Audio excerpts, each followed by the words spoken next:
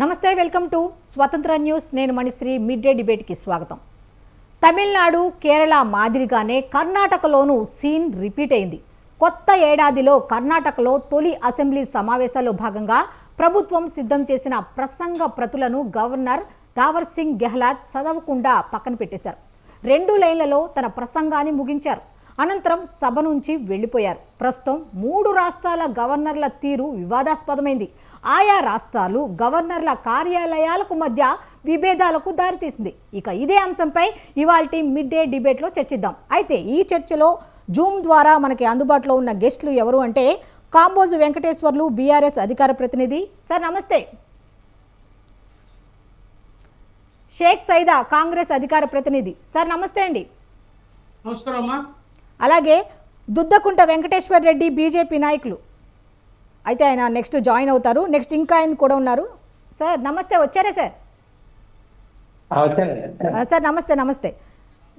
Next Bandaru Rammohan Rao, రాజకీయ విశ్లేషకులు ఉన్నారు. ఆయన కూడా నెక్స్ట్ జాయిన్ అవుతారు. సార్, ఇప్పుడు మనం గవర్నర్ల ఇష్యూకు వస్తే ఇప్పుడు మనం ఫస్ట్ మాట్లాడుకోవాల్సింది ఏంటంటే ఈ ఆర్టికల్ 153 కానీ 163 కానీ ఏం చెబుతున్నాయి అంటే భారత రాజ్యాంగంలో గవర్నర్ పదవి బాధ్యతలు ఏమిటి అనే దాని మీద ఎక్కువగా ఇప్పుడు ఈ అంశాన్ని గురించి మాట్లాడుకోవాలంటే దీని మీద ఫుల్ డీటెయిల్స్ ఏమున్నాయి? కాంబోజ వెంకటేశ్వర గారు మీరు చెప్పండి.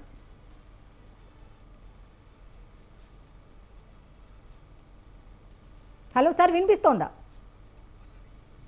కాంబోజ వెంకటేశ్వరరావు గారు.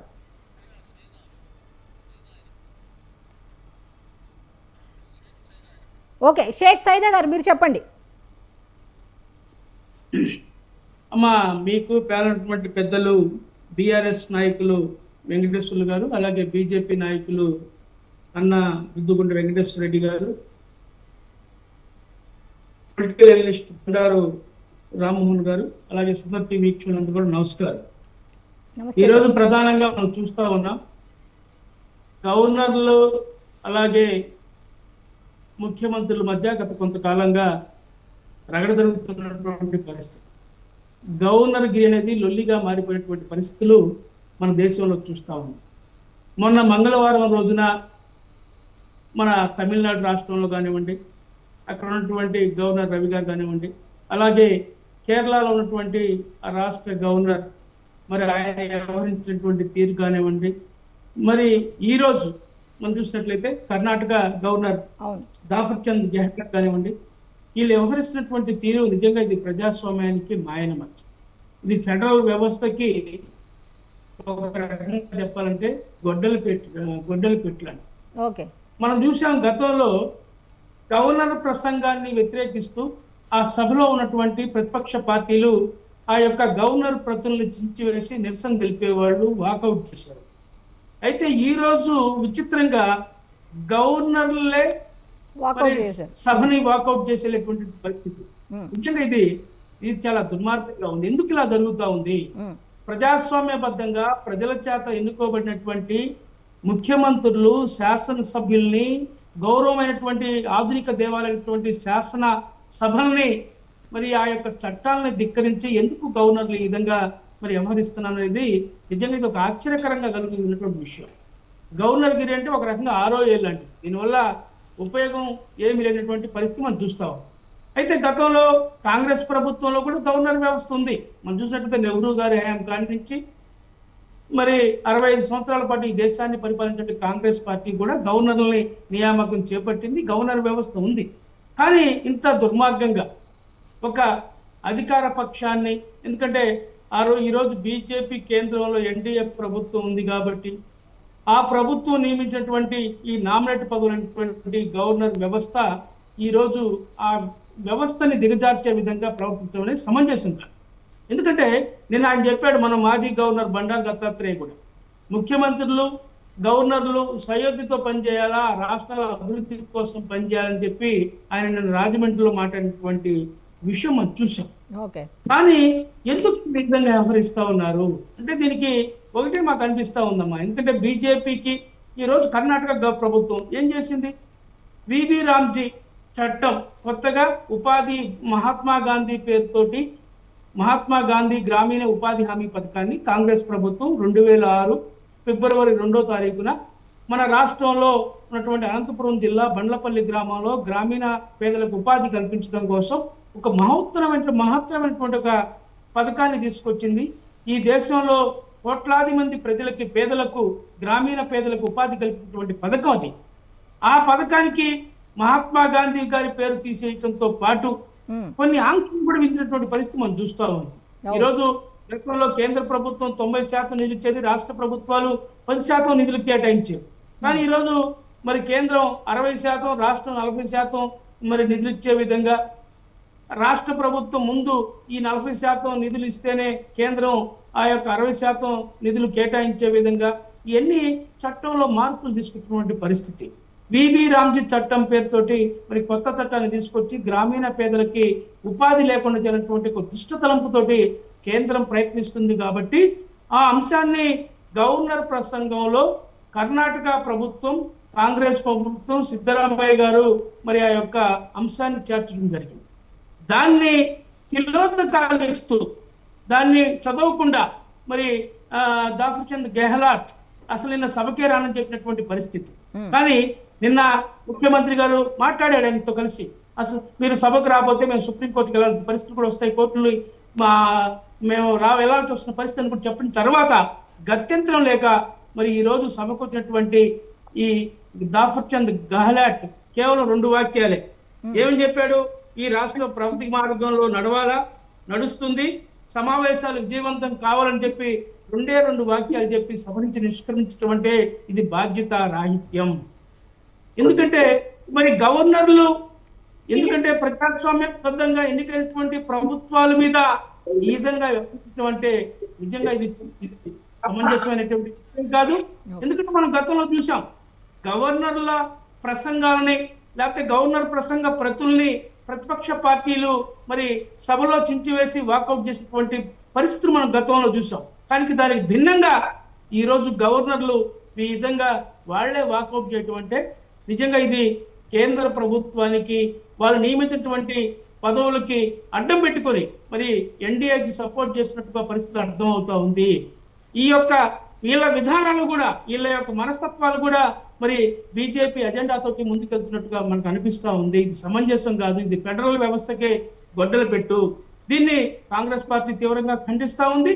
ఇలాంటి ఘటనలు ముందు జరగకుండా, ఎందుకంటే 1-2 కాదు, ఈ కొత్త సంవత్సరంలో నిన్నగాక మొన్న మంగళవారం మరి కేరళలో జరిగింది, అట్నే తమిళనాడులో జరిగింది, ఈ రోజు వచ్చేసి కర్ణాటకలో జరిగింది. అంటే ప్రతిపక్ష పార్టీలు బీజేపీయేతర రాష్ట్రాలకు సంబంధించి వరుసగా 3 జరిగినట్టు.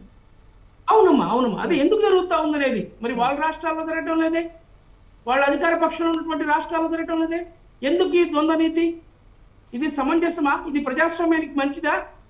బీజేపీ వాళ్ళు ఈ విధంగా వాళ్ళు ఇష్టానుసారంగా వ్యవహరిస్తూ ఉంటే, వాళ్ళు నామినేట్ చేసినటువంటి గవర్నర్లు ఈ విధంగా ప్రజాస్వామ్యాన్ని అపహాస్యం చేస్తూ ఉంటే ఈ యొక్క దేశ ప్రజలు చూస్తూ ఊరుకోరు, దాన్ని గమనించుకోవాలని చెప్పి కూడా మేము కాంగ్రెస్ పార్టీ తరఫున కోరుతా ఉన్నాం. గవర్నర్లు కూడా హుందాతనంగా వ్యవహరించాలి. మేము చెప్పాం, కాంగ్రెస్ ప్రభుత్వంలో గవర్నర్లు ఉన్నారు, వాళ్ళు మరి ప్రతిపక్షాలు ఆ రోజు మరి ఈ యొక్క గవర్నర్ ప్రతులు చించేస్తే నవ్వుతూ వాళ్ళ ప్రసంగాన్ని కొనసాగించినటువంటి రోజులు. ఎందుకంటే పెద్దల బండ రామ్మోహన్ రావు గారు తెలుసు, ఆయన సీనియర్. నేను ఇప్పుడు మీరు ఎలాగ ఆయన పేరు చెప్పారు కాబట్టి చెప్తున్నాను సార్, ఆయన కూడా జాయిన్ అయ్యారు. సార్ నమస్తే. నమస్కారం సార్ చెప్పండి, మీరు కంటిన్యూ చేయండి సైదా గారు. అమ్మా, ఎందుకంటే బండారు రామ్మోహన్ గారు సీనియర్, ఆయన చాలా విషయాలు తెలుసు. ఎందుకంటే అనేకమైనటువంటి చట్టసభలు ఆయన ప్రత్యక్షంగా చూసినటువంటి వ్యక్తి, అనుభవం ఉన్నవాడు.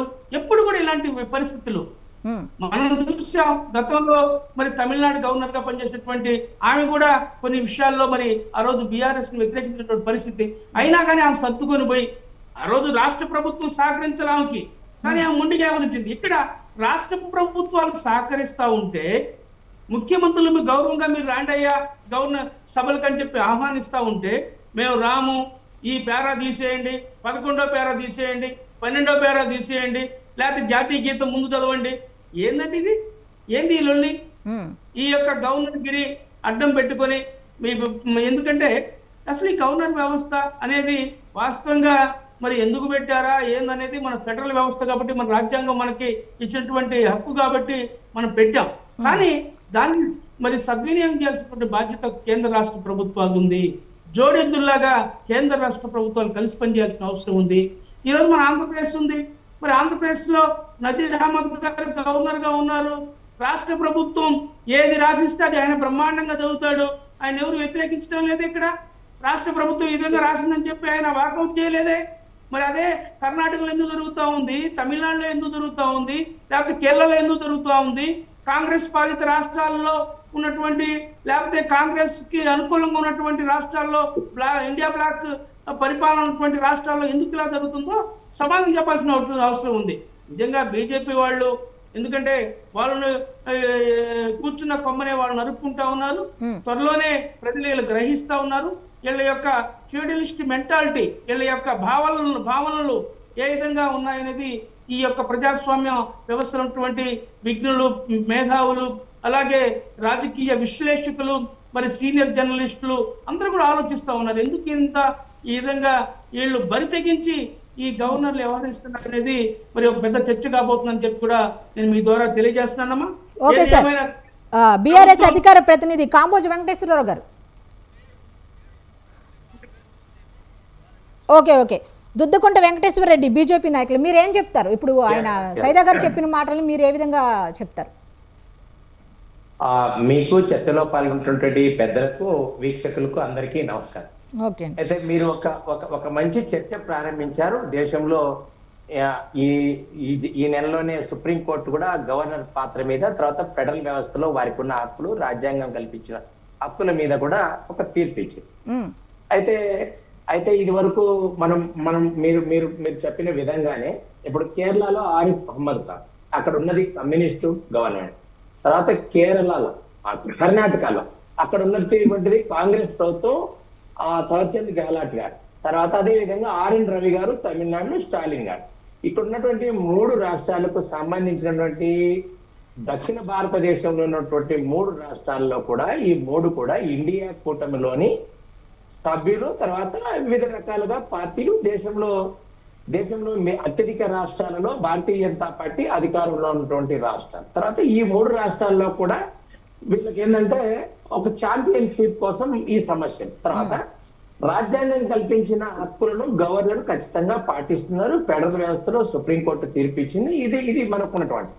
అయితే కాంగ్రెస్ పార్టీ కానీ, డిఎంకే కానీ, కమ్యూనిస్టులు కానీ శాసనసభను రాజ్యాంగ వేదికగా, రాజ్యాంగాన్ని అపహాస్యం పాలు చేసే విధంగా రాజకీయాల కోసం వాడుకుంటాను తప్ప ఇంకొకటి కానే కాదు. ఎందుకంటే థవర్చంద్ గెహ్లాట్ గారు కానీ, తర్వాత మిగతా ఆర్ఎన్ రవి గాని, ఆర్ఎన్ మహమ్మద్ గారు కానీ వారు మాట్లాడుతున్న అంశాలు ఏంటంటే రాష్ట్ర అసెంబ్లీకి కానీ అక్కడ ఉన్నటువంటి ఎన్నికైనటువంటి పాపులర్ ప్రభుత్వ హక్కులను కానీ భంగం కలిగించేది లేదు.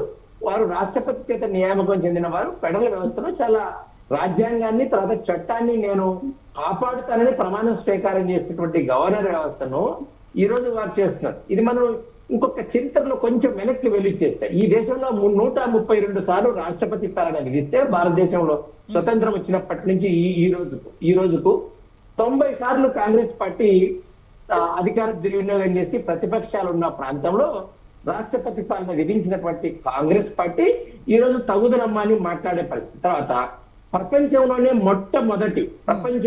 మొట్టమొదటి కమ్యూనిస్టులు ప్రజాస్వామ్య బద్దంగా ఎన్నికైనటువంటి కేరళలో ఈఎంఎస్ నమూద్రిపాల్ యొక్క పరిపాలనను అడ్డుకొని నాటి నెహ్రూ గారు నేను స్వాతంత్రం తెచ్చాను, ఆధునిక భారతదేశాన్ని నిర్మించాను, ప్రజాస్వామ్య పరిరక్షకుడని ఈ రోజు ఎవరైతే కథలుగా చెప్తున్నటువంటి కాంగ్రెస్ పార్టీ ఈఎంఎస్ నమూద్రిపాల్ యొక్క పరిపాలనను రద్దు చేసినటువంటి కాంగ్రెస్ పార్టీ. అదే విధంగా మీకు ఆర్టికల్ ఏ రూపంలో తీసుకున్నా కూడా మీకు 1959 నుంచి తీసుకుంటే మీకు ఇందిరాగాంధీ పాలనలో, పివి నరసింహారావు పాలనలో, రాజీవ్ గాంధీ పాలనలో, తర్వాత మన్మోహన్ సింగ్ పరిపాలనలో రాష్ట్రాల హక్కులను, పార్టీల హక్కులను, పాపులర్ ప్రభుత్వాలను అన్నింటిని కూడా రద్దు చేసి రాష్ట్రపతి పాలన విధించినటువంటి పార్టీ కాంగ్రెస్ పార్టీ. తర్వాత దేశంలో ప్రజాస్వామ్యాన్ని రాష్ట్రపతి పాలన గురించి కాదు, గవర్నర్ అలా కాదు. ఏమండి మీరు మాట్లాడదు, ఫస్ట్ ఆయన మాట్లాడతారు. ఫస్ట్ ఆయన వివరంగా చెప్పనివ్వండి. సైదా గారు ఒక్క నిమిషం ఆయన చెప్పనివ్వండి. సైదా గారు ప్లీజ్ ఒకసారి ఆయన చెప్పనివ్వండి. ఆర్టికల్ 153లో ఏముంది, 163లో ఏముంది అనేది ఆయన వివరంగా చెప్తున్నారు కదా, ముందు ఆయన చెప్పనివ్వండి. అసలు కాంగ్రెస్ పార్టీ ప్రతినిధి మాట్లాడుతున్నట్టుగా పెద్దలు, అసలు గవర్నరు ఆర్టికల్ 356 ను దుర్వినియోగం చేసి రాష్ట్రపతి పాలన విధించడానికి గవర్నరే కారకులని మన రాష్ట్రంలో ఎన్టీఆర్ దించేసిన సందర్భంలో కానీ, తర్వాత ఎస్ఆర్ బొమ్మయ్య దించలో కానీ, 1974లో పంజాబ్ వర్సెస్ కేంద్ర ప్రభుత్వం కానీ, మిగతా అన్ని రకాలుగా కూడా ఆ గవర్నర్ పాత్రను దుర్వినియోగం చేసి ప్రతిపక్ష పార్టీలు అధికారంలో ఉండకోకుండా చేసినటువంటి పార్టీ కాంగ్రెస్ పార్టీ. మనం ఈ విషయం చర్చించుకోకుండా ప్రజాస్వామ్యం, ఫెడరల్ వ్యవస్థ, గవర్నర్ పాత్ర, సుప్రీంకోర్టు, ఈరోజు కర్ణాటక, తమిళనాడు, కేరళ విషయాలు చర్చించుకుంటే దానికి అర్థమే లేదు. ఎందుకంటే మీకు సుప్రీంకోర్టు నిన్న ఈ సంవత్సరంలోనే తీర్పు చెప్పింది. గవర్నర్ యొక్క బిల్లులు ఎన్నికి పంపించటంలో కానీ, గవర్నర్ యొక్క పాత్రలో కానీ ఏలు పెట్టడానికి అవకాశమే లేదు, వారికి సర్వాధికారాలు ఉన్నాయని చెప్పింది. మీకు చిన్న ఉదాహరణకు ఇంకొక విషయం చెప్తాను గవర్నర్ పాత్ర గురించి. ఇప్పుడు ఈ రోజు తమిళనాడులో ఎవరైతే కాంగ్రెస్ పార్టీ ప్రియతమ నాయకుడని చెప్పుకున్నటువంటి రాజీవ్ గాంధీని హత్య చేసినటువంటి పెరివాలను ఈ రోజు క్షమాభిక్ష పెడుతూ స్టాలిన్ ప్రభుత్వం కేబినెట్ తీర్మానం చేసి గవర్నర్ ద్వారా రాష్ట్రపతికి పంపుతుంది. దీని అర్థం ఏంటి? దేశంలో తీవ్రవాదులు బలిదానం చేశామని చెప్పుకున్నటువంటి రాజీవ్ గాంధీని హత్య చేసినటువంటి వ్యక్తిని క్షమాభిక్ష పడతారా? రేపు పొద్దున రాష్ట్రాలు మేము సపరేట్ దేశం కావాలని ఒక తీర్మానం చేసి శాసనసభ ద్వారా గవర్నర్ ఆమోదించాలని బలవంతం చేస్తారు. దీనికి ప్రజాస్వామ్యంలో మనం ఒప్పుకుంటామా? ఒప్పుకునే ప్రశ్నే లేదు. కాబట్టి ఏదైతే ప్రతిపక్షాలు ఈ రోజు ఏవైతే చేస్తున్నాయో అవన్నీ కూడా వారికి సంబంధం లేని విషయాలు. ఈరోజు కర్ణాటకలో ఏం పంపించారు? గవర్నర్ స్పీచ్ కాపీలో ఏదైతే కేంద్ర చట్టం తీసుకొచ్చిందో విబిజీ రామ్జీకి సంబంధించినటువంటి, అంటే రాష్ట్ర ప్రభుత్వం చేసినటువంటి అభివృద్ధిని గవర్నర్ ద్వారా ప్రసంగం చేయవలసిన కాపీని ఈరోజు కేంద్ర ప్రభుత్వాన్ని విమర్శించడానికి వేదిక, రాజకీయాలకు వాడుకోవడానికి ఆ ప్రభుత్వం అన్యాయంగా ఈరోజు వేదికను వాడుతుంది. అదే విధంగా కేరళలో ఆరిఫ్ మహమ్మద్ ఖాన్ ఎవరైతే ఎస్ఎఫ్ఐ కార్యకర్తలు రోడ్డు మీద ఆయన నిర్దాక్షిణ్యంగా ధర్నా చేసి రాళ్లతో దాడి చేసినటువంటి పరిస్థితిని గవర్నర్ ప్రథమ పౌరుడు రాష్ట్రంలో మనం ఇచ్చే గౌరవం ఇదేనా? అదే విధంగా ఈ రోజు తమిళనాడులో గవర్నర్ ప్రసంగాన్ని అడ్డుకున్నారు. జాతీయ గీతం వాడుకోకుండా వాల్మీకి గాని, తర్వాత మిగతా పెద్దలను, తమిళనాడు పెద్దలను గౌరవిస్తూ చేసినటువంటి ప్రసంగాలు తప్ప జాతీయ గీతాన్ని అవమానించారు కదా. దీనికి కాంగ్రెస్ పార్టీ సమాధానం చెప్పాలి. కాంగ్రెస్ పార్టీ చేస్తున్నటువంటి ఆరోపణలు స్టాలిన్ గారు కానీ, మిగతా ఎవరైతే సిద్ధరామయ్య గారు కానీ, డికే శివకుమార్ గారు కానీ, అదేవిధంగా పినరాయి విజయన్ గాని, వీరందరూ మాట్లాడుతున్నది శుద్ధ తప్పు. వారు చేస్తే ఒకటి, ఇంకొకరు చేస్తే ఇంకొకటి అన్న విధంగానే మాట్లాడుతున్నారు. రాజ్యాంగం కల్పించిన హక్కుల గురించి గవర్నర్ పాత్ర చేస్తూ ఉంటే ఈరోజు మిగతా అసంబద్ధమైన విషయాలు కూడా తీసుకొని వస్తారు. నిన్న మనకు టిఆర్ఎస్ ప్రభుత్వం ఉన్నటువంటి తెలంగాణలో తమిళ సౌందర్య గారు తమిళసై సౌందర్య గారు ఏం చేశారు? హెలికాప్టర్ ఏర్పాటు చేయలేదు. అదేవిధంగా ప్రాంతీయ పార్టీలు ఏవైతే మాట్లాడుతున్నాయో వాళ్ళకి సందర్భం వచ్చినప్పుడు గవర్నర్ వ్యవస్థ లేదని చెప్తారు. గవర్నర్ లో ఇప్పుడు జమ్మూ కాశ్మీర్ లాంటి రాష్ట్రాల్లో మాకు సపరేట్ దేశం కావాలని. ఓకే ఏమండి, ఒకసారి బండారు రామ్మోహన్ రావు గారి దగ్గరికి వెళ్దాం. ఒక నిమిషం. వీళ్ళు కాంగ్రెస్ పార్టీ యొక్క రాజకీయాలకు అసెంబ్లీని వేదిక చేసుకొని వాడుకుంటున్నారు తప్ప ఇంకొకటి కానే కాదన్నది ఈ భారతీయ జనతా పార్టీ యొక్క వర్షం. ఓకే బండారు రామ్మోహన్ రావు గారు, చెప్పండి. ఇప్పుడు ఆర్టికల్ 163 ప్రకారం కనుక మనం చూసుకుంటే ఈ గవర్నర్ అనేది రాష్ట్రం ఎలా చెప్తే అలా వినాలి, లేకపోతే రాష్ట్ర పరిధిలో పనిచేయాలని ఉంది. మరి ఇప్పుడు ఇలా సొంత నిర్ణయాల ప్రకారం, అభిప్రాయాల ప్రకారం అనేది నడుచుకోవటం అనేది ఎందుకు ఇలా చేస్తున్నారు అంటే మీరేం చెప్తారు? మీకు అట్లా మీది వాయిస్ కట్ అవుతుందండి, ఒకసారి చూడండి. అందరికీ నమస్కారం. గవర్నర్ల పాత్ర గురించి చర్చ ఈనాటిది కాదు. ఇంతకుముందు ఇద్దరు మిత్రులు కూడా చెప్పారు గతంలో ఏం జరిగిందని, ఇప్పుడు ఏం జరుగుతుందని. సైదా గారు చెప్పారు గతంలో ఏం జరిగిందని. నమోదీల్ మన ప్రభుత్వాన్ని నెహ్రూ రద్దు చేసినప్పటికీ చరిత్ర ఇద్దరు చెప్పారు కనుక దాన్ని మళ్ళీ చరిత్ర అవసరం లేదు. కానీ గవర్నర్ మాత్రం ఒకనాడు గవర్నర్ వ్యవస్థ మీద కుక్కపులు తిప్పిందరు అని కాంగ్రెస్ పార్టీ వాళ్ళు అన్నాడు. ఆయన మన ఎన్టీ రామారావు గారు గవర్నర్ వ్యవస్థ మిథ్య అని కూడా ఎన్టీ రామారావు గారు అన్నాడు. అప్పుడు అంతా మిత్రపక్షాలను ఉండేవాళ్ళు బీజేపీ వాళ్ళు కానీ, ఇతర టీడీపీ కమ్యూనిస్టులు, టీడీపీ వాళ్ళు కలిసి అప్పుడు మిత్రపక్షంగా ఉండేవారు. ఇది ఎన్టీ రామారావు. కనుక గవర్నర్ పాత్ర గురించి చర్చ అవసరమే, తప్పనిసరి. ఎందుకంటే ప్రతిపక్ష పార్టీలు అధికారంలో ఉన్న చోట గవర్నర్లు అతిక్రమించి ప్రవర్తిస్తున్నారు అనే దానికి రామ్లాల్ గారిని మొదలుపెట్టి ఇప్పటిదాకా ఉదాహరణలు చాలా ఉన్నాయి. అని Okay. చెప్పుకుంటే కేంద్రంలో రెండు పార్టీలు పరిపాలించినాయి కదా, వాళ్ళు ఒక 55 ఏళ్ళు ఒక 20 ఏళ్ళు. ఇప్పుడు బీజేపీ ఆల్మోస్ట్ వాజ్పేయి గారు 5 ఏళ్ళు, ఇప్పుడు 12 ఏళ్ళు కలుపుకుంటే జనతా ప్రభుత్వం కూడా కలుపుకుంటే 20 ఏళ్ళు వీళ్ళు 60 ఏళ్ళు వాళ్ళంటే మధ్యన సంకీర్ణ ప్రభుత్వాలు వచ్చి నిలబడి బీపీ సింగ్ కానీ దేవగౌడ నిలబడి. అట్లా చూసుకుంటే ఆనాడైనా కేంద్ర ప్రభుత్వంలో పెత్తనం చేసే అప్పుడు కాంగ్రెస్ కానీ ఇప్పుడు బీజేపీ కానీ గవర్నర్లను తమ తాబేదారులుగా మార్చుకొని ఈ రాష్ట్రాల పాలనలో వ్యతిరేక పార్టీలు అధికారం ఉన్నప్పుడు వాడుకున్న సందర్భం చూస్తున్నాం మనం. గతంలో రామ్లాల్ వ్యతిరేకంగా మన అందరం ప్రజాస్వామ్యవాదులు అందరం కూడా ఉద్యమం చేసిన సందర్భం అంటున్నాయి మనం. అందుకని ఇక్కడ కూడా చూస్తే అమ్మా మీరు ఈ రెండిట్లల్లో అంటే ఎక్కడైతే ప్రతిపక్ష పార్టీలు, అది కమ్యూనిస్ట్ పార్టీ కావచ్చు, లేకుంటే కాంగ్రెస్ పార్టీ కావచ్చు, లేకపోతే ప్రాంతీయ పార్టీలు కావచ్చు, అధికారంలో ఉన్న చోట మాత్రం తమిళసై నుంచి మొదలు పెడితే రవి కానీ, ఇప్పుడు కేరళ గవర్నర్ ఆరిఫ్ అలీ ఖాన్ కానీ, అట్లాగే పశ్చిమ బెంగాల్ గవర్నర్ మొన్నటి దాకా ధనకాడు ఉన్నప్పుడు ఎట్లా దుర్మార్గంగా చేసి చూశాం కదా. గవర్నర్ల పాత్ర గురించి మాట్లాడే బదులు అంటే మనము ఏమంటున్నాం అంటే గురుగుడు కొంచెం గుండె రాగం ఇందులో ఆడుతున్నాం. యాక్చువల్గా గవర్నర్ నియామకాలే తప్పు జరుగుతుంది అంటున్నాం.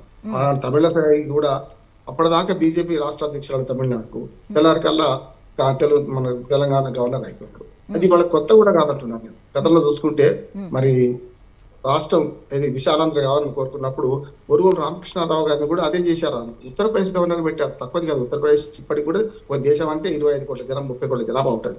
ఆనాడు 5 కోట్ల 10 కోట్ల ఉన్నప్పుడు కూడా పెద్ద రాష్ట్రమే కదా. అంటే ఆనాడు మనకు బొరుగుల రామకృష్ణారావు గారిని పెట్టా.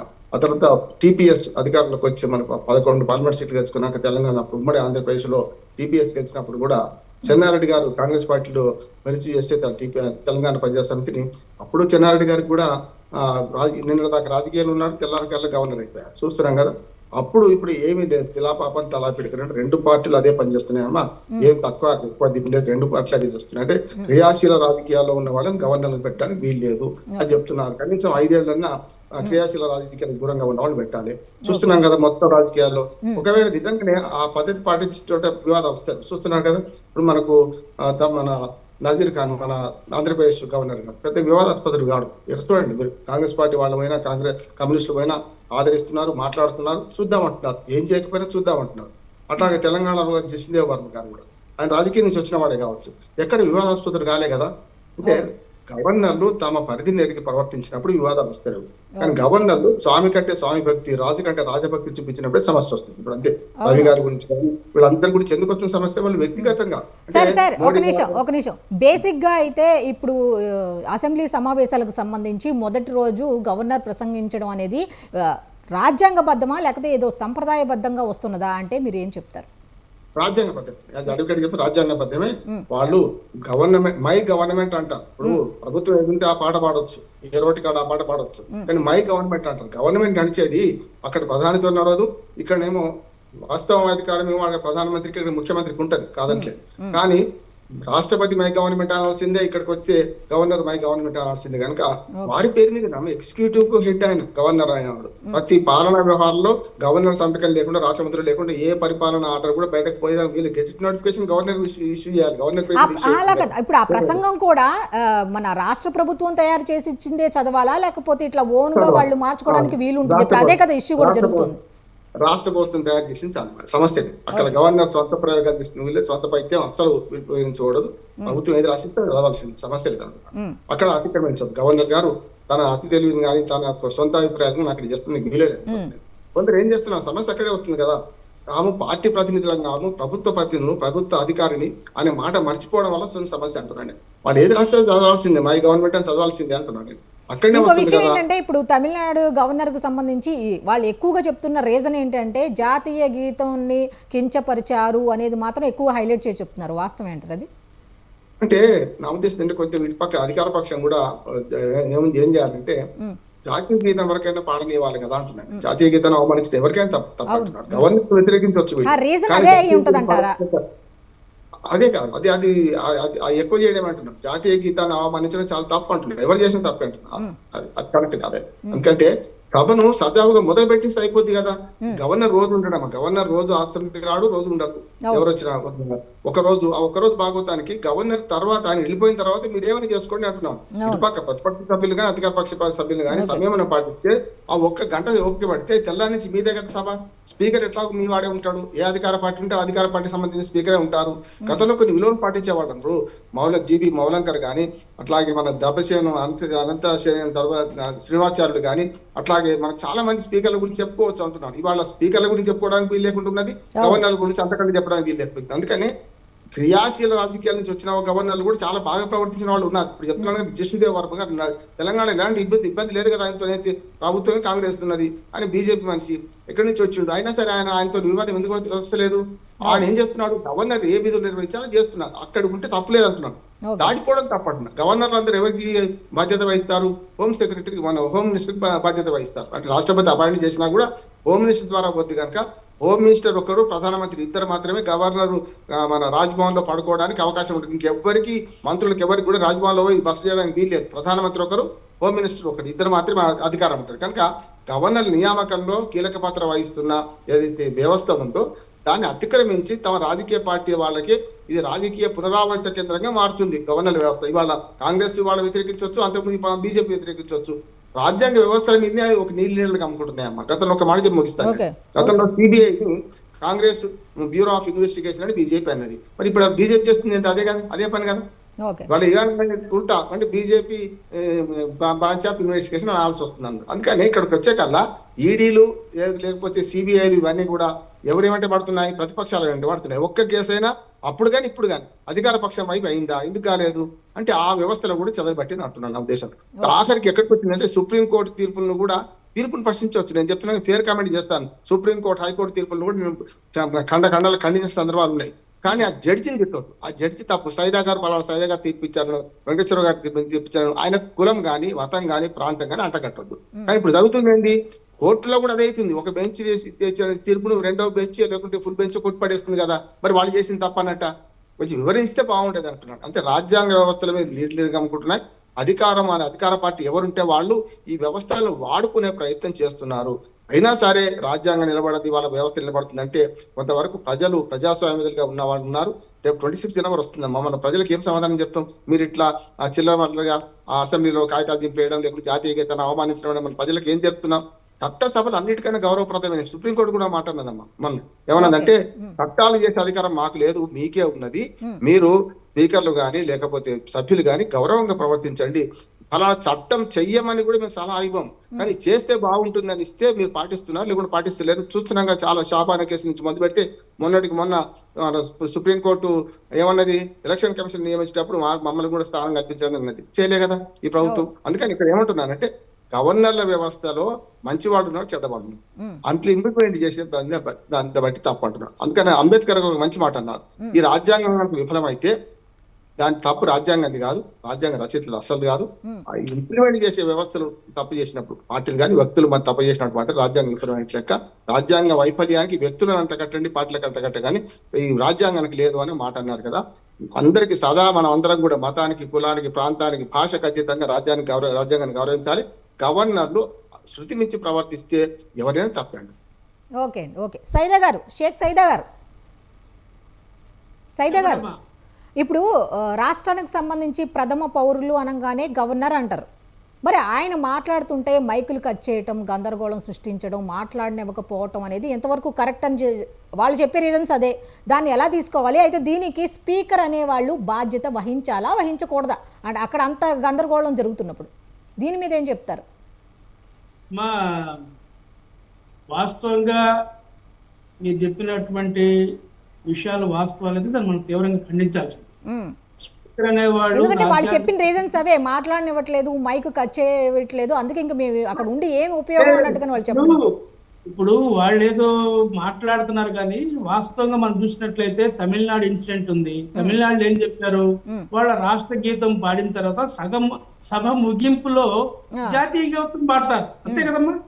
సభ ముగింపులో పాడతారు. అక్కడ ఏమైనా తేడా ఉందా? అది ఎందుకు? రవి అనే అతను వివాదాస్పదంగా ఆయన గవర్నర్ ఉన్నప్పటి నుంచి పలు పర్యాయాలు ఆ యొక్క రాష్ట్రంలో ఆ శాసనసభ సమావేశాల సందర్భంగా కానివ్వండి, లేకపోతే అనేక సందర్భాల్లో మరి ఆ యొక్క బిల్లుని వెనక్కి పంపించినటువంటి విషయాల్లో కానివ్వండి, ఆయన ఒక వివాదాస్పదంగా ఉన్నటువంటి వ్యక్తి, క్లియర్ అది. అట్నే మనం ఇక్కడ తీసుకున్నట్లయితే కర్ణాటకలో తీసుకున్నట్లయితే దాఫర్ చంద్ గెహ్లాట్ గారు కూడా నిన్న ముఖ్యమంత్రి గారే స్వయంగా మరి రమ్మని ఆహ్వానించాడు, నేను రాను అన్నాడు. సరే మీరు రాకపోతే అది మీ ఇష్టం అని చెప్పి ఆయన చెప్పాడు. అవసరమైతే మేము కోర్టుకు కూడా వెళ్తా ఉన్నటువంటి పరిస్థితి. సరే ఈ రోజు వచ్చిన ఆయన ఇప్పుడు ఆ సభలో ఏముందా ఏందా, ఆ యొక్క ఆయన ప్రసంగ పాఠం ఏ విధంగా ఉందా, ఏం చదవాలనా అనేది ఆయన చదవాలి కదా. ఇప్పుడు మీ అధికారంలో ఉన్నటువంటి రాష్ట్రాలకు ఒక నీతి, లేకపోతే కాంగ్రెస్ పాలిత రాష్ట్రాలలో ఉన్నటువంటి ఒక నీతి, ఈ విధంగా ద్వంద్వ నీతి అనుసరించడం కరెక్ట్ కాదు కదా. ఇది రాజ్యాంగ వ్యవస్థకే గొడ్డలపేటు కదా. ఇప్పుడు ఆర్టికల్ 356 ప్రకారం మరి ఎన్ని రాష్ట్రాలను కూల్చారు, మోడీ గారు ప్రధానమంత్రి అయిన తర్వాత ఏ రాష్ట్రాల్లో పార్టీల మధ్య చీలికలు తెచ్చి మరి ఎన్ని ప్రభుత్వాలు కూల్చారో మనం చూస్తూ ఉన్నాం. మహారాష్ట్రలో సిండేలో మరి ఏ విధంగా శివసేనలో చీలికలు తెచ్చారు, కర్ణాటకలో ప్రభుత్వాన్ని ఎలా కూల్చారు, ఏ విధంగా శాసనసభ్యుల్ని సంతలో పశువుల్లాగా కొని మరి పార్టీలు ఫిరాయింపు చేసే విధంగా సహకరించారు. తమిళనాడులో మరి డిఎంకే పార్టీని, ఏఐడిఎంకే పార్టీని ఏ విధంగా మీరు ఇచ్చేశారు. ఈ రోజు జననాయక్ అనే సినిమా, దానికి కూడా మీరు సర్టిఫికేట్ ఇవ్వకుండా, సెన్సార్ సర్టిఫికేట్ ఇవ్వకుండా నువ్వు మా పార్టీలో చేరతావా లేదా, నీ పార్టీ విలీనం చేస్తావా లేదని చెప్పి మాట్లాడుతూ ఉంటే ఇంకెక్కడ ప్రజాస్వామ్యం ఇక్కడ? వాళ్ళు నీతులు చెప్తా ఉంటే ఎంతకాలం పెద్దన్న పాత్ర పోషిస్తూ ఇతర రాష్ట్రాల మీద, ఇతర రాష్ట్రాలను నువ్వు లోపరుచుకోవడం కోసం ఆ ప్రభుత్వాలను కూలుస్తా నువ్వు పక్కన నీతి వాక్యాలు వల్లిస్తా ఉంటే ఏమనాలా? సోదరుడు వెంకటేశ్వర రెడ్డి ఏదో మాట్లాడుతున్నాడు, నీతి వాక్యాలు చెప్తా ఉన్నాడు, అది చేశారు ఇది చేశారు కాంగ్రెస్ అని. వీళ్ళు చేసిందని చెప్పమనండి, ఇప్పుడు జరుగుతున్న చరిత్ర చెప్పమనండి. మేము చేయలేదు, మేము తప్పు చేసాం, మీరు మంచి చేయండి. మీరు మంచి మేము తప్పు చేసామని చెప్పి మీరే అంటున్నారు కదా, మీరు మంచి చేయండి. అంత మీకు పోలికేంటి? మీరు ప్రజాస్వామ్యాన్ని కాపాడండి, ఆర్టికల్ 356 కాపాడండి, లేకపోతే ఆర్టికల్ 163లో ఏమున్నాయో చెప్పండి, దాని ప్రకారం మీరు పరిపాలన సాగించండి, మీ గవర్నర్లకి దిశానిర్దేశం చేయండి. ఎందుకంటే పెద్దలు బండారు రామ్మోహన్ రావు గారు చెప్పినట్లుగా రాజకీయంగా వీళ్ళకి, రాజకీయ నిరుద్యోగులకి ఇది ఒక పునరావాస కేంద్రంగా గవర్నర్ వ్యవస్థలు అనేది కల్పించి, ఎందుకంటే బీజేపీ అధ్యక్షురాలుగా ఉన్నటువంటి మనం చూసాం, తమిళనాడు నుంచి తీసుకొచ్చి కర్ణాటక ఒక తెలంగాణకి మరి గవర్నర్ గా నియమించినటువంటి పరిస్థితి. తమిళిసై సౌందరరాజన్ మనం చూసాం. ఎందుకంటే ఇటు డైరెక్ట్ గా మీరు నియమించుకుంటా పోతా ఉంటే ఆ ప్రభావం ఎలాగో ఉంటుంది కదా. ఇప్పుడు గవర్నర్లు అనే వాళ్ళు కొంతమంది నిష్ణాతులు, ఎందుకంటే ఆ రంగాల్లో అనుభవం ఉన్నటువంటి వాళ్ళు, చట్టాల గురించి తెలిసిన వాళ్ళు, రాజ్యాంగం గురించి అవపోసన పట్టినటువంటి వ్యక్తులు, మేధావులు, అలాంటి వారిని గవర్నర్ గా నియమించుకోవాల్సినటువంటి అవసరం ఉంది. అలా కాకుండా ఏదో మీ ఆర్ఎస్ఎస్ వాళ్ళకి తీసుకొచ్చి గవర్నర్లుగా పెట్టుకోవడం, మీ బీజేపీలో పనిచేసేటువంటి వాళ్ళని తీసుకొచ్చి గవర్నర్లుగా నియమించుకోవడం, లేకపోతే చట్టాల్లో మీకు రామ మందిరానికి ఓటేశారనో, లేకపోతే ఇంకొక దానికో మీ యొక్క బిల్లులు పాస్ చేశారనో, చట్టానికి అనుకూలంగా వ్యవహరించారనో వాళ్ళని తీసుకొచ్చి మీరు ఇక్కడ గవర్నర్ వ్యవస్థలో పెట్టి మీ పరిపాలన చేయడం అనేది సమంజసం కాదు. వెంకటేశ్వర రెడ్డి గారు వెంకటేశ్వర రెడ్డి గారి దగ్గరికి వెళ్దాం సార్. ఇప్పుడు తమిళనాడుకి సంబంధించి గవర్నర్ ఇష్యూ, ఇటు ప్రభుత్వానికి సంబంధించిన ఇష్యూ, ఇలా అసెంబ్లీకి సంబంధించి ఇది జరగడం ఇది మూడోసారి. ఇది ఒక ప్యాటర్న్ మాదిరిగా మారిపోయింది, ఎందుకంటారు? ఇక్కడ చూడండి, తమిళనాడులో జరిగే విషయాలకు వస్తే మనం మాట్లాడినప్పుడు అక్కడ జరుగుతున్నదేమి, తర్వాత వాళ్ళకేం రాజ్యాంగ పరిరక్షణ తర్వాత ఇదేనే కాదు, ఒక ఉనికి కోసం కేంద్ర ప్రభుత్వాన్ని, నరేంద్ర మోడీ గారి ప్రభుత్వాన్ని, మేము ఒకరు ఉన్నాం, స్టాలిన్ అనే ఒక ముఖ్యమంత్రి ఉన్నారు మా దక్షిణాది రాష్ట్రాలలో, మేము ప్రశ్నిస్తున్నాం, మా ప్రశ్న వినిపించాలి. మిగతా ప్రజలందరూ అనుకునే విషయం ఏంటంటే ఇది కుటుంబ పాలన, కుటుంబము చెప్పనివ్వండి. ఒక నిమిషం ఆయన చెప్పనివ్వండి, మీరు మాట్లాడుతున్నారు. మీరు చెప్పారు కదా, కాదు మీరు చెప్పినప్పుడు వాళ్ళు రాలేదు, ఆయన మాట్లాడినివ్వండి చెప్పండి. ఇప్పుడు ఆయన చెప్పిన దాంట్లో పొరపాటు ఉంది.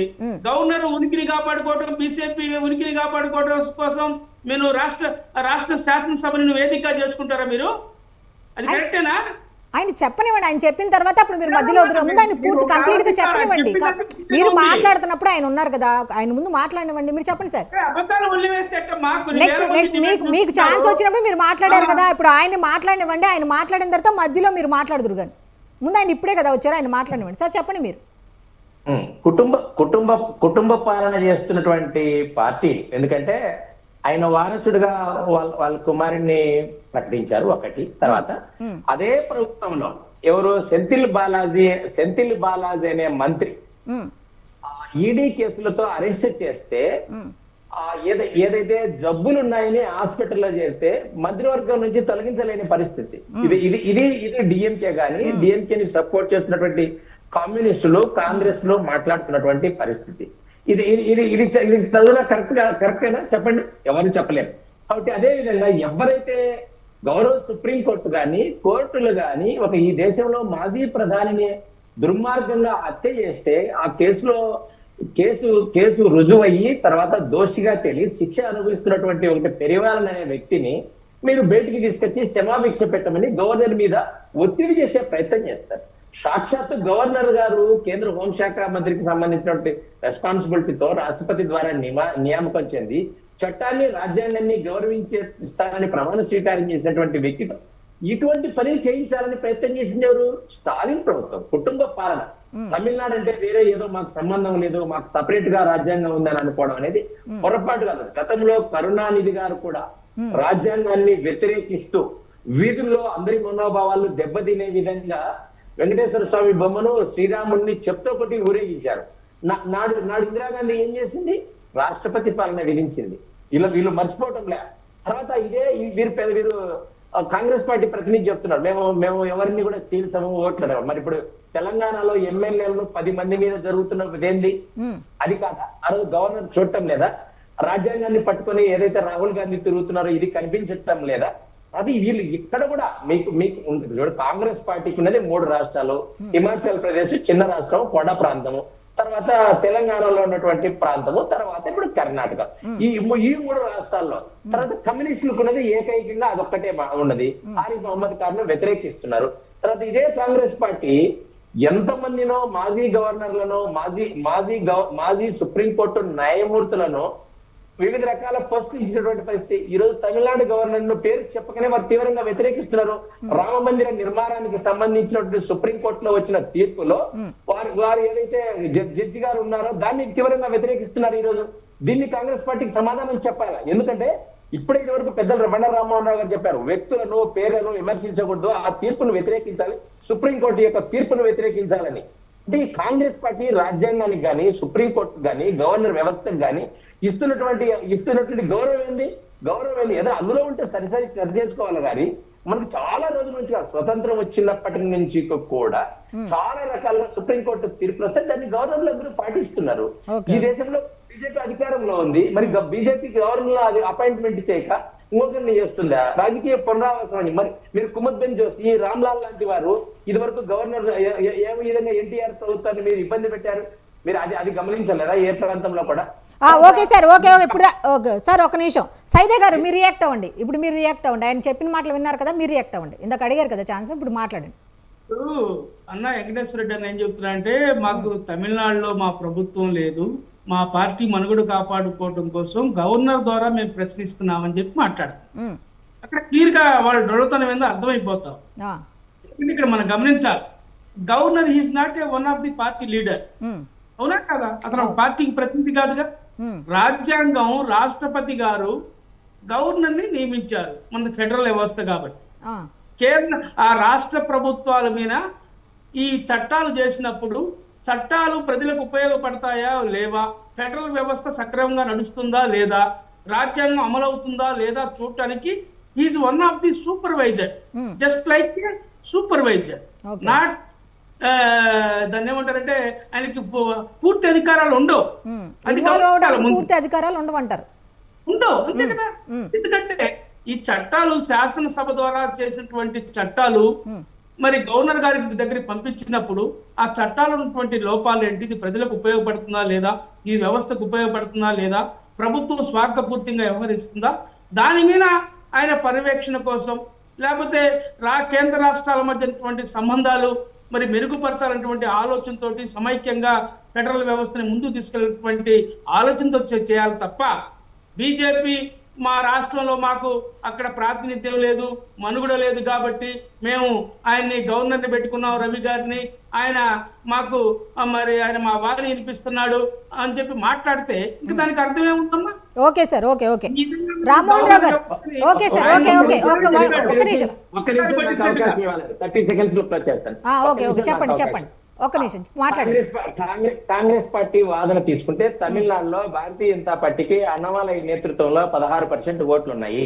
కాబట్టి అక్కడ ఉనికి అనేది కాంగ్రెస్ పార్టీకి లేదు, అక్కడ ఉంది డిఎంకే ప్రభుత్వం. కాబట్టి గవర్నర్ గారు ఛాన్సలర్ రాష్ట్రంలో ఉన్నటువంటి యూనివర్సిటీలన్నిటికీ క్యారెక్టర్ వెరిఫికేషన్ లేకోకుండా, చర్చి కమిటీ ఆమోదం లేకోకుండా ఎవరైతే వైస్ ఛాన్సలర్ నియామకం చేస్తుందంటే దాన్ని ఖచ్చితంగా గవర్నర్ గారు వ్యతిరేకిస్తారు, అది కూడా చట్ట పరిధిలోనే.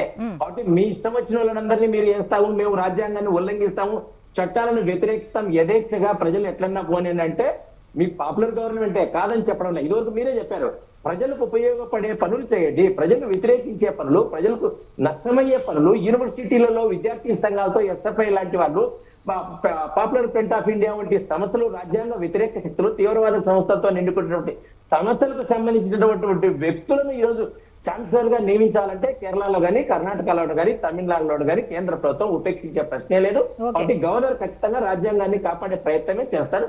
ఇదే గవర్నర్ గారు కూడా చేసింది కూడా ఇదే. ఓకే రామ్మోహన్ రావు గారు చెప్పండి. ఇప్పుడు తమిళనాడు ముఖ్యమంత్రి ఎంకే స్టాలిన్ ఆయన రాజ్యాంగ సవరణ చేసి గవర్నర్ ప్రసంగాన్ని తీసేయాలి అని ప్రతిపాదించడం అనేది ఎంతవరకు కరెక్ట్ అంటారు మీరు? సమస్య అనేది సాధ్యం కూడా కాదు.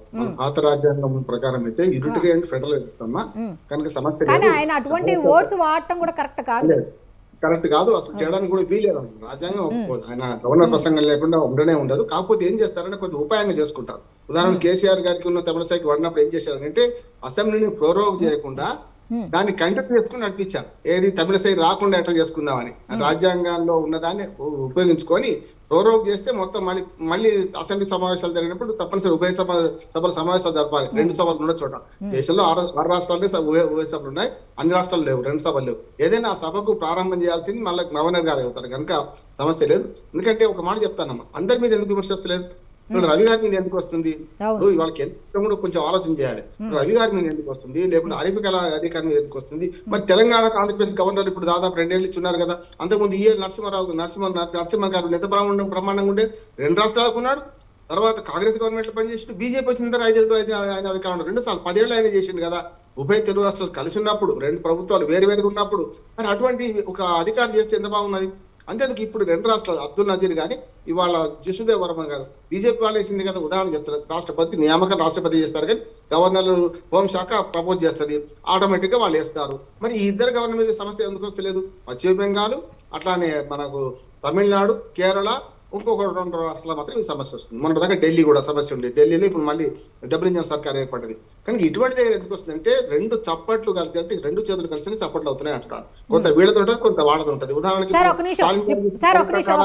ఒక నిమిషం ఇప్పుడు కేరళ గానీ ఇప్పుడు కర్ణాటక గవర్నర్ల విషయం కనుక మనం చూసుకుంటే వాళ్ళు కొన్ని రకాల పారాగ్రాఫ్లు చదవలేదు. అంటే ఎందుకు అంటే కేంద్ర ప్రభుత్వానికి, అంటే కేంద్ర ప్రభుత్వం అవలంబిస్తున్న ఆర్థిక విధానాలకు సంబంధించి కొన్ని వ్యతిరేకంగా ఉన్నాయి కాబట్టి చదవలేదు అనేది కూడా వినిపిస్తుంది.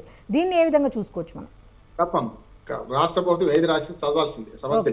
ఎందుకంటే రాష్ట్ర ప్రభుత్వం గవర్నర్ ప్రసంగం ఏమున్నా, గవర్నర్ ఒక ప్రతినిధి మాత్రమే, ఆ రాష్ట్ర ప్రభుత్వానికి ప్రతినిధి. ఆయన బీజేపీకో కేంద్ర ప్రభుత్వానికి కాదు, ఎలా ఇస్తే అలా చదవాలి, చదవాల్సిందే. ఏ పేరు అంటే చదవాలి. కాకపోతే పరుషమైన పదాలు, అన్పార్లమెంటరీ వాడు ఎవరైనా తీసేస్తారు, వద్దన్న ఉన్నా తీసేస్తారు. కాకపోతే చదవడానికి మాత్రం వీల్లేదు. ప్రభుత్వం విమర్శించారు. ఉదాహరణకమ్మా కేంద్ర ప్రభుత్వం కొన్ని చట్టాలు చేసింది. ఉదాహరణ 73, 74 రాజ్యాంగ సవరణ చేసింది. ఏదైనా కేంద్ర ప్రభుత్వం రాష్ట్రాల మీద వృద్ధి ఏ చట్టమైనా సరే, విబిజి రామ్జీ ఉందనుకోండి, వ్యతిరేకిస్తారు కొన్ని రాష్ట్ర ప్రభుత్వాలు. ఎందుకు వ్యతిరేకించొద్దు? ఫెడరల్ వ్యవస్థలో 15 అంటే 28 రాష్ట్రాలు, 9 కేంద్ర పాలిత ప్రాంతాలు ఉన్నాయి. అందులో 3 మళ్ళీ రాష్ట్ర ప్రభుత్వాలు ఉంటాయి, గోవా గానీ, పుదుచ్చేరి గానీ, ఢిల్లీ గానీ. అంటే 31 రాష్ట్రాలు ప్లస్ 7 కేంద్ర పాలిత ప్రాంతాలు చూసుకుంటే 50% కన్నా ఒక్కటనే ఎక్కువ ఉండాలి, ఏది ఆమోదించాలి. అసెంబ్లీ సభ్యులు ఉన్న దగ్గరనే, మిగతాది కేంద్ర ప్రభుత్వ అధీనంలో ఉన్న వాటికి సంబంధం లేకుండా ఏవైతే అసెంబ్లీలు ఉన్నాయి, 31 అసెంబ్లీలు ఉన్నాయి ఇవాళ. ఆ 31లో 16 అసెంబ్లీలు చేసినప్పుడు మాత్రమే చట్టం పూర్తవుతుంది. ఇప్పుడు విబిజి రామ్జీ కూడా అంతే అవుతుంది. ఇదివరకు కూడా అట్లా జరిగింది. కేంద్ర ప్రభుత్వం ఏ చట్టాన్ని పడితే ఆ చట్టాన్ని రాష్ట్ర ప్రభుత్వాల మీద రుద్దడానికి వీలు లేదు. కేంద్ర చట్టం అంటే మళ్ళీ అన్నట్లుగా అన్ని రాష్ట్రాలు ఇంప్లిమెంట్ చేయాలంటే కేంద్ర ప్రభుత్వం కొన్ని చట్టాలు చేసుకోవచ్చు, అక్కడ పార్లమెంట్ లో పాస్ అయితే సరిపోతుంది, రాష్ట్రాలకు సంబంధం లేదు. అందుకని గవర్నర్ అనేవాడు కేంద్ర ప్రభుత్వ ప్రతినిధి కాదు, రాష్ట్ర ప్రభుత్వానికి అధినేత. గవర్నర్ అట్లా, రాష్ట్రపతి దేశానికి అధ్యక్షుడు. అట్లానే రబ్బర్ స్టాంప్ అంటే కూడా వీల్లేదు. ఒక దిశలో రబ్బర్ స్టాంప్ కాకుండా కూడా ప్రవర్తించిన సందర్భాలు గతంలో గవర్నర్లు కానీ రాష్ట్రపతులు కానీ చాలా బ్రహ్మాండంగా ప్రవర్తించిన సందర్భాలు ఉన్నాయి, వెనక బిల్లులు సందర్భాలు ఉన్నాయి. మనకు ఏదైతే అబ్దుల్ కలాం గారు ఆనాడు కాంగ్రెస్ ప్రభుత్వంలో మనం వచ్చినప్పుడు కూడా మరి వారు అబ్దుల్ కలాం గారు ఎక్కడ కూడా వెనక్కి పంపించిన సందర్భాలు ఉన్నాయి కదా. ప్రభుత్వం నియమించిందని వాళ్ళకు ఒబీడియంట్ ఉండాల్సిన అవసరం లేదు, తప్పు చేస్తే తప్పే అంటున్నాను నేను. అట్లా కూడా రాజ్యాంగ స్ఫూర్తికి వ్యతిరేకంగా ఉండే 2 అవకాశాలు. గవర్నర్కే ఒక అవకాశం ఉంది పైకి పంపడానికి, రాష్ట్రపతికి కూడా ఏదైనా అవాంతరం వచ్చినప్పుడు సుప్రీంకోర్టుని సలహా అడిగింది కదా. మొన్న మన ద్రౌపది ముర్ము ఏమంది, మాకు మీరు చట్టంలో ఎక్కడ లేదు కదా, మాకు 3 నెలలు విధించే అవకాశం మీకు ఉందా, చట్టంలో ఉందా అంటే లేదని తెలిసేసింది కదా. రాష్ట్రపతి అంటే రాజ్యాంగ సమీక్షకు లోబడే చట్టాలు ఉండాలి. ఇప్పుడు నేను వాళ్ళని చంపేస్తా, నా ఇష్టం చట్టం చేస్తా అంటే చెల్లదు, గవర్నర్ అక్కడనే కొట్టిపడేస్తాడు, వెనక్కి కూడా పంపడు, తిరస్కరిస్తాడు అంటున్నాను.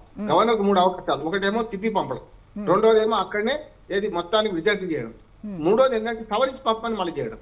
ఉదాహరణ చెప్తానమ్మా, గతంలో తమిళసాయి ఉన్నప్పుడు ఇదే కేసీఆర్ గారు చూడక ఒక చట్టం పట్టినట, అది పాత రేటు ఉమ్మడి ఆంధ్రప్రదేశ్ గేట్ ఉన్నది. అది అప్పుడు ఏం చేశారు, నరసింహన్ గారు ఉన్నప్పుడు నరసింహన్ గారు ఏమన్నారు అంటే కేసీఆర్ పిలిపించుకొని, అయ్యో ఇక్కడ సెక్రటరీనే పిలిపి, కేసీఆర్ గారు కూడా కాదు, కేసీఆర్ కూడా కాదు, సెక్రటరీ పిలుచుకొని మీరు చూడలేదయ్యా, పైన డేట్ ఏదో చూడండి, పాత డేట్ వేశారు, ఉమ్మడి ఆంధ్రప్రదేశ్ రాష్ట్రంలో మీ తెలంగాణ వచ్చింది కదా అని చెప్పి సవరించేటట్టు చేసుకొని గుమ్మతి మార్గంగా చేసి తర్వాత ఆయన రాసుకున్నాడు ప్రెస్ లో. కానీ ఇక్కడ ఏమైందంటే గవర్నర్లు ఒక పెద్దన్న పాత్రగా లేకుంటే ఒక తండ్రిగా కుటుంబ పెద్దగా వ్యవహరిస్తే సమస్య రాదు. ఇప్పుడు నేను ప్రశ్న ఒకటే అడుగుతున్నాను, అప్పుడు చేసిన కాంగ్రెస్ వాళ్ళు చేసిండ్రు, ఇప్పుడు తప్పుకు తప్పు ఒప్పు ఎప్పుడు కాదు కదా. ఇంతకుముందు సైదా గారు అన్నట్టు వాళ్ళని భ్రష్టు పట్టింది కనుక పోయింది అనుకో విడిచిపెట్టిండ్రు, వాళ్ళని 3 రాష్ట్రాలకు పరిమితం చేసిండ్రు.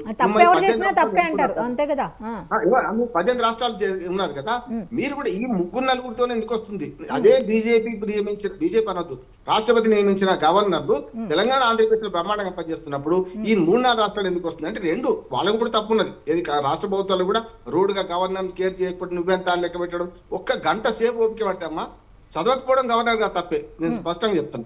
కానీ ఒకవేళ కొన్ని ఏమైనా ఉంటే కూడా అవంతా ఆ 1 గంట గడుపుకొని బయటకు పంపించేసి స్పీకర్ మీ వాడే కదా బ్రహ్మాండంగా, ఇప్పుడు వడ్డించేవాడు మనవాడైనప్పుడు మనం ఏదైనా చెల్తుంది కదా, అందుకని ఆ గంట ఓపిక పడితే అయిపోద్ది అంటున్నాం. అందుకని ఇక్కడ ఏమైతే కూడా తొంశుంటా అంటే తొంశుంటా అనుకోవడం, డి అంటే డి అనుకోవడం, నువ్వెంత అనుకోవడం వల్ల ఆ రాజ్యాంగ అసలు అక్కడ అసెంబ్లీలో జరగాల్సింది ఏంటి, ప్రజా సమస్యలకు సంబంధించిన డిస్కషన్స్ జరగాల్సింది పోయి ఆ ప్రసంగం మీరు అన్నట్టుగా ఇందాక ఆ ఒక్కరోజే కాబట్టి ఆ గవర్నర్ వచ్చేది, ఆయన ఏదో చెప్పేది, ఎట్లాగో వాళ్ళు రాసింది చదివారా చదవలేదనేది పక్కన పెడితే అక్కడ సభ సజావుగా జరగాలి అంటే ఇలాంటివన్నీ చూసి చూడనట్టుగా వదిలేయాల్సిందే అన్నట్టుగా మీరు చెప్తున్నారు, వాస్తవమే కదా? ఖచ్చితంగా. దాంతో నువ్వు ఏమంటున్నానంటే చట్టసభలు ఎందుకు అంటే ప్రజోపకరమైన చట్టాల మీద చర్చ జరగాలి. యాక్చువల్ గా ఇప్పుడు చట్టసభలు ఎమ్మెల్యేల పని ఎందుకైనా ఎమ్మెల్యేలకు తెలుస్తలేదు, ఎంపీలకు తెలుస్తలేదు. ఎంపీలు ఎమ్మెల్యేలు కానీ చట్టసభ సభ్యులు ఎవరైనా ప్రజోపకరమైన చట్టాలు చేయడానికి అవసరమైన చర్చ చేయడానికి అక్కడ చట్టసభ దానికోసం ఉన్నాయి. అంగన్వాడీ టీచర్ను ఆశా వర్కర్ను నియమించడానికి కాదు. ఇప్పుడు అందరికి లబ్ధిదారులు అన్ని ప్రభుత్వాలు చెప్తున్నారు, లబ్ధిదారుల లిస్టు టిక్ పెట్టి ఎమ్మెల్యే టిక్ పెడితే అవుతుంది, ఎంపీ టికెట్ పెడితే ఎంపీకి అసలు అది కూడా లేదనుకోండి, ఎమ్మెల్యే రాజ్యం నడుస్తుంది ఇప్పుడు అంతటా అన్ని రాష్ట్రాల్లో కూడా. కాంగ్రెసా తెలుగుదేశమా లేకుంటే బీజేపీ అన్న సమస్య లేదు. కనుక ఇవాళ వీళ్ళు ఏం చేస్తున్నారు, అప్రతిహతంగా స్థానిక ప్రభుత్వాల అధికారాలు తీసేసుకుంటున్నారు ఎమ్మెల్యేలు. ఇక్కడ చూడండి మీరు, మన వాస్తవంలో అన్ని పార్టీలకు దీని బాధితులే. ఇవాళ ఏ రాష్ట్రంలో జరుగుతుందో అదే జరుగుతుంది కదా కథ అంతా. అందుకనే లబ్ధిదారుల ఎంపిక వాళ్ళకేం సంబంధం, అసలు రోడ్లు వేయడం వాళ్ళకేం సంబంధం? ఒకనాడు స్థానిక ప్రభుత్వాలు కమ్యూనిటీ డెవలప్మెంట్ ప్యాకెట్ 52, 57 తర్వాత 59 లో పంచాయతీలు ఏర్పడడం, మండల వ్యవస్థ రావడం, అవన్నీ చూడండి. రాజ్యాంగంలో స్థానిక ప్రభుత్వాలలో ఎట్లాంటి జోక్యం వీళ్ళు చేసుకోవద్దు, అవి కూడా ప్రభుత్వాలే. గతంలో ఎప్పుడైతే 74, 73, 74 రాజ్యాంగ సవరణ వచ్చేదాకా వాటిని కేర్ చేయలేవరు. కానీ రాజ్యాంగబద్ధమైన అధికారాలు ఉన్న ఈ స్థానిక ప్రభుత్వాలకు ఎన్నికలు జరిపితే కూడా కోఆప్షన్ పేరు మీద వేసుకొని అనవసరంగా ఏదో చేసుకొని సొంతం చేసుకుని ప్రయత్నం చేస్తుంటారు. స్థానిక ప్రభుత్వము రాష్ట్రం కేంద్రాన్ని చెట్టగొట్టాడుతుందో రాష్ట్రం నుంచి స్థానిక ప్రభుత్వాలు కూడా అంతే అధికారాలు ఉంటాయి అంటారు. ఇవాళ కేంద్రం కూడా డైరెక్ట్ కొన్ని నిధులు ఇస్తున్నది మన స్థానిక ప్రభుత్వాలకు. ఎందుకు? ఏ వ్యవస్థను ఆ వ్యవస్థ గౌరవించుకున్నప్పుడు మాకు సాధ్యమవుతుంది. కానీ వ్యవస్థను అవమానం చేసుకుంటే మనకే అవమానం అన్న సమస్య లేదు. రాజ్యాంగాన్ని గౌరవిద్దాం, వ్యవస్థను గౌరవిద్దాం. వ్యక్తులు తప్పు చేస్తే ఆ తప్పు వ్యక్తి వరకే పరిమితం చేద్దాం. వ్యవస్థ దాకా తీసుకొస్తే అందరికీ కష్టమే అంటున్నాను. అందుకనే అన్ని పార్టీలు సమయంలో పాటించాలి. ఇటువంటి గవర్నర్ నియామకాల్లో కొంచెం ఎక్కడైతే కొంచెం ప్రతిపక్ష పార్టీలు ఉన్నాయో వాళ్ళు కొంచెం సమర్థాలు వేయండి. అక్కడ సమర్థాలు అంటే 2 అర్థం చేస్తూ డిప్లొమాట్ వేయండి. అటు కేంద్ర ప్రభుత్వం చెప్తే వినొద్దని నేను అంటలేను, వినాలి. కానీ ఇక్కడ మరి చేసే చర్య మీ వ్యక్తిగతంగా మీకు నష్టం జరుగుతుంది కదా. మీరు గవర్నర్ అనే విలువను తీసుకుంటున్నారు కదా, తిట్టుతున్నారు కదా, వాళ్ళు తిడుతున్నారు ఓకే కదా. Sir sir okay okay Venkateswara Reddy గారు చివరిగా ఒక ప్రశ్న. ఇప్పుడు ఈ 3 రాష్ట్రాలకు సంబంధించిన గవర్నర్ల విషయానికి వస్తే కనుక ఒక విషయం మనం చూసుకుంటే, ఇప్పుడు కేంద్ర ప్రభుత్వం అనేది గవర్నర్ల పదవిని ఒక ఏజెంట్లా వాడుకుంటుందా అంటే మీరేం చెప్తారు దీని మీద? ఖచ్చితంగా దీన్ని Bharatiya Janata party conclude చేసండి. Last సమయం అయిపోయినట్టుంది, ఒకసారి మీరు లాస్ట్ ఇక్కడ చూడండి. ఆరిఫ్ మహమ్మద్ గారు కానీ లేకపోతే తవర్చంద్ గెహ్లాట్ గారు కానీ ఆర్ఎన్ రవి గారి గురించి కానీ మాట్లాడుతున్నటువంటి 3 రాష్ట్రాలకు సంబంధించినటువంటి అధికార పార్టీలు అన్ని కూడా కేంద్రంలోని నరేంద్ర మోడీ ప్రభుత్వాన్ని వ్యతిరేకించే పనిలో ఉన్నాయి తప్ప చిన్న చిన్న కిల్లి గజ్జాలు పెట్టుకోవడమే. చెప్తే కదా మీకు అన్యాయమైన విషయాలను, ప్రజలకు ఉపయోగం లేనటువంటి విషయాలను, రాష్ట్ర ప్రజలకు ఉపయోగం లేనటువంటి విషయాలను వాళ్ళు తీసుకొచ్చి గవర్నర్ మీద రుద్దే ప్రయత్నం చేస్తున్నారు. ప్రతి ఒక్కటి ఏదో విధంగా కిల్లి గజ్జాలు పెట్టుకొని కేంద్ర ప్రభుత్వాన్ని విమర్శించడానికి వేదికగా అసెంబ్లీని వాడుకొని రాజకీయ కేంద్రంగా అసెంబ్లీని వాడుకోవడే ప్రయత్నం తప్ప ఇంకొకటి కానే కాదు. కాబట్టి ఈ రోజు కాంగ్రెస్ పార్టీ ఒక ప్రతిపక్షంలో ఉన్నప్పుడు ఒకటి మాట్లాడుతుంది, అధికారంలో ఉన్నప్పుడు ఇంకొకటి మాట్లాడుతుంది తప్ప ఇంకొకటి కానే కాదు. ఎందుకంటే ఇక్కడ మనం అలాగే ఒక నిమిషం, ఇప్పుడు ఇలా కూడా మనం చూసుకోవచ్చు కదా. ఇప్పుడు గవర్నర్లు ఇందాక రామ్మోహన్ రావు గారు చెప్పినట్టుగా గవర్నర్ ఒక్కరోజే సభకు వస్తారు కాబట్టి ఆయన మాట్లాడింది ఏదో విని ఆయన పని ఆయన చేసుకుని సజావుగా వెళ్ళిపోయి ఉంటే అది కంటిన్యూ అయ్యేది కదా, ఇంత ఇష్యూ అయ్యేది కాదు కదా. అది కూడా ఆలోచించాలి కదా మనం. కాదు, ఖచ్చితంగా ఇక్కడ చూడండి. ఇప్పుడు జాతీయ గీతాన్ని పాడటంలో తమిళనాడు ప్రభుత్వానికి, స్టాలిన్ ప్రభుత్వానికి ఉన్నటువంటి అభ్యంతరం ఏంది? ఉండాల్సిన అవసరమే లేదు. తర్వాత వాళ్ళ ఫ్లోర్ లో మెజారిటీ ఉంది, వాళ్ళ స్పీకర్ వాళ్ళ వాడే. ఎందుకు ఈ విధంగా చేస్తున్నారు? అదే విధంగా సాధ్యము కాని బిల్లులన్నీ కూడా గవర్నర్ ద్వారా ఆమోదించి అవి రాష్ట్రపతి ద్వారా ఆమోదం పొందాలనేది వాళ్ళొక విషయాలు. ఎట్లా అవుతుంది? అలా కాదు, ఇప్పుడు అట్లా కాదు. ఓకే అండి, ఓకే. అయితే మీరు చెప్పిన దానికైతే చాలా మంది అట్లా కాదు. ఇక్కడ వచ్చిన డిస్కషన్ ఏంటంటే, ఇప్పుడు గవర్నర్ కూడా ఇప్పుడు ఏదో ఒక రోజు వస్తారు మాట్లాడుతూ వెళ్ళిపోతారని వాళ్ళైనా తగ్గి ఉండొచ్చు. లేకపోతే ఇప్పుడు మనం రాష్ట్ర పరిధిలో ఇప్పుడు ఇవన్నీ ఇప్పుడు నార్మల్గా ఉన్న వాళ్ళందరికీ తెలిసినప్పుడు గవర్నర్కి రూల్స్ అండ్ రెగ్యులేషన్స్ తెలియకుండా ఉండవు కదా. సరే, కానీ ఇప్పుడు మనం రాష్ట్ర ప్రభుత్వ ఆధీనంలో వర్క్ చేస్తాం కాబట్టి వాళ్ళు ఏం చెప్తే అది చదవాలి కదా అన్నట్టుగా వాళ్ళు ఇచ్చింది చదువుకొని వెళ్ళిపోతే ఎంత ఇష్యూ ఉండదు కదా అని చాలా మంది చెప్పుకుంటున్నమాట. ఓకే కన్క్లూడ్ చేద్దాం. సో ఇదండి ఈనాటి మిడ్ డే డిబేట్. మళ్ళీ రేపటి డిబేట్లో కలుద్దాం. అంతవరకు సెలవు. Stay tune. స్వతంత్ర న్యూస్.